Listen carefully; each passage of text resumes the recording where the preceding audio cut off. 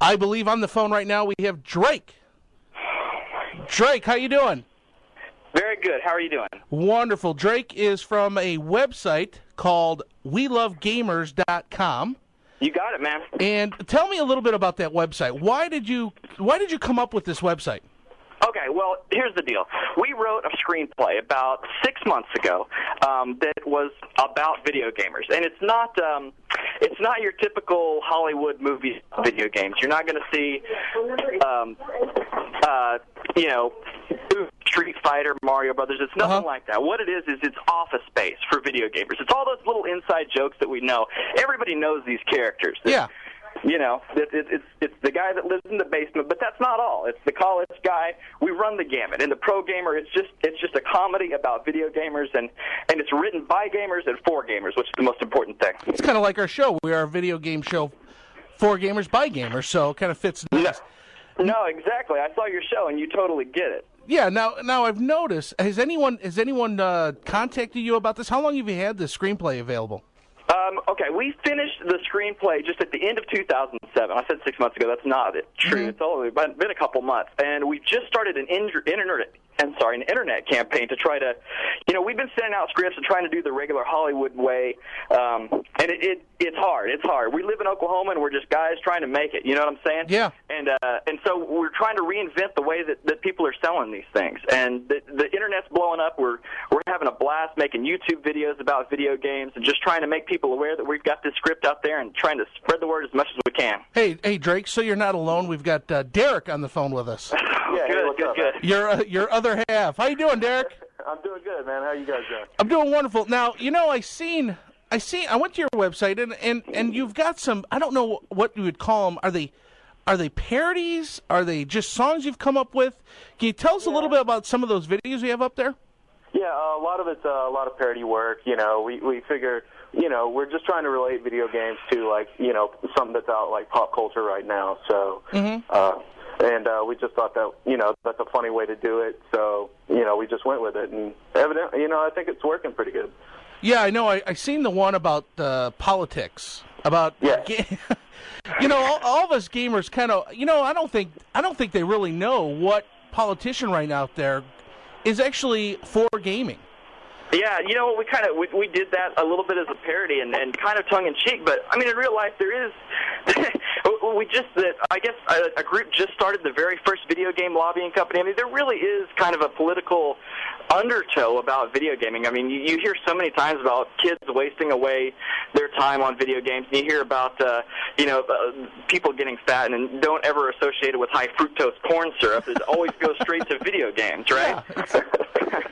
And actually, we touched on a little bit of that in our script, how, the presidential fitness campaign, I don't if you guys remember doing that, those workouts like in school and stuff. Oh, yeah, Yeah, we figured that was like a plot from the government to get kids off of gaming. So we're kind of anti-presidential fitness campaign. So now people can actually, now you put the script out there for everyone to grab and download and read. Is there anyone out there that you feel that would make this movie just and do a good job in doing this movie? When we're trying to push these scripts, we're sending it to different places.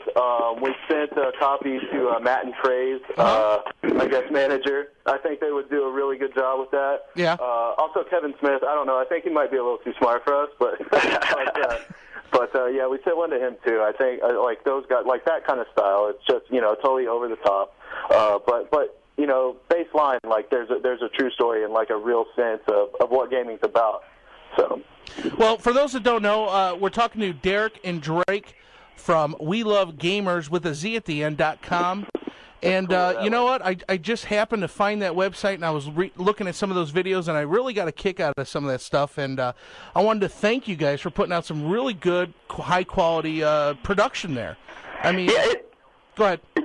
Yeah, it seems like there's a lot of video game videos out there, and it's just like, there seems to be a lot of video game movies in development too, but they just don't hit the mark. You know what I'm saying? It's either it's either home stuff if you're on YouTube for the most part, or it ends up being a little corporate feeling. So anyway, we just have fun. That's our goal with the YouTube videos. Just trying to garner a little bit of attention, a little bit of support. You know. Are you guys working on anything right now? We're working on selling this script, brother. That's all we do, 24/7, every day. Well, as far as YouTube videos, yeah, we just finished shooting one yesterday. Well, you know, are you guys fans of Pure Pwned? I don't know that one. Really? You guys ought to check it out because they do some pretty good parody stuff. And okay, cool. I want to thank you guys for coming on. We're going to actually play one of your songs, or it's Why We Love Video Games. Oh yeah, awesome. Yeah. If you don't mind, and for those that dig I don't normally play songs, but I thought it was pretty cool. It kind of brought back memories for myself. Yeah, absolutely. It's a little bit different, huh? Yeah, it is. So for those that like what they hear, they can go to welovegamerz.com with a Z at the end. And Derek and Drake, I appreciate you coming on with us. Oh, hey, man, thanks for having us. Yeah, thanks for having us. Anytime. Keep doing what you're doing, man. You too, guys. Thank you. Well, that was Derek. That was Derek and Drake from welovegamerz.com. They were loud. Their phones were loud. Yeah, they were both really excited to talk on the air. And that was totally unacceptable to be late for an interview, but Pwned Radio, we'll let it slide. Yeah, but, and that's the thing. I want to give people an opportunity that are passionate about video games a little bit of, a medium for them to talk and get their message out there, because I liked some of the stuff that they had. I mean, I thought it was pretty cool. So, how did you find these guys again? I was just browsing around like I do on the web and found them. And the website's pretty simple. welovegamerz.com with a Z at the end. And I don't normally do this, but I'm going to play one of their songs that they created. And there's a video up for it. And it's pretty cool. So we'll be right back. This is Shane Hamlin, and you are listening to Pwned Radio on 97.1 FM, The Ticket.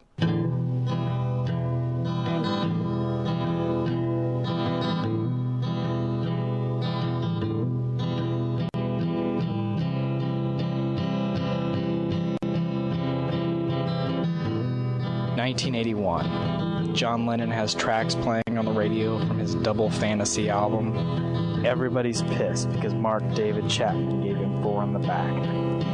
But I didn't care. I was 7 years old. That's me on the left. July 28th, my birthday party was still underway. A couple of my friends from the neighborhood watched me unwrap whatever outfits my relatives from Prague, Oklahoma had sent me. Then my mom tells me to go out and play. There's one more present, but it needs to be set up in the house. So my friends and I roll back to the yard to play in the hot summer heat. I can still remember the anticipation I felt.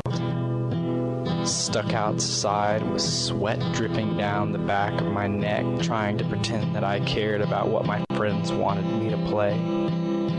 All I could think of was, what's on the other side of that brick wall?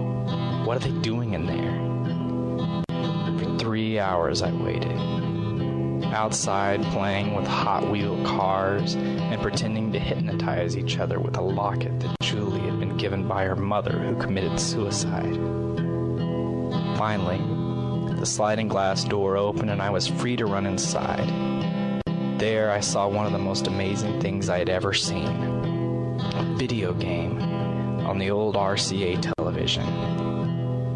It looked awful, to tell you the truth. I had seen video games at the arcade, of course, and I loved them. This looked like a crude caveman drawing of those that I had played when I walked up to the Taco Tico. But it was bliss.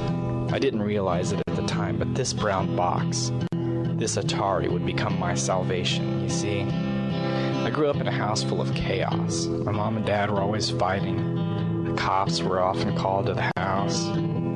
But this was my way to escape.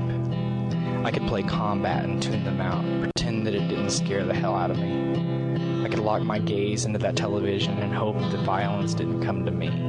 I was always treated like a burden, talked to, even at this young age, as if I couldn't do anything right. If I made the slightest mistake, which children will do, I was told how worthless I was, how I'd grow up to become a bum at best.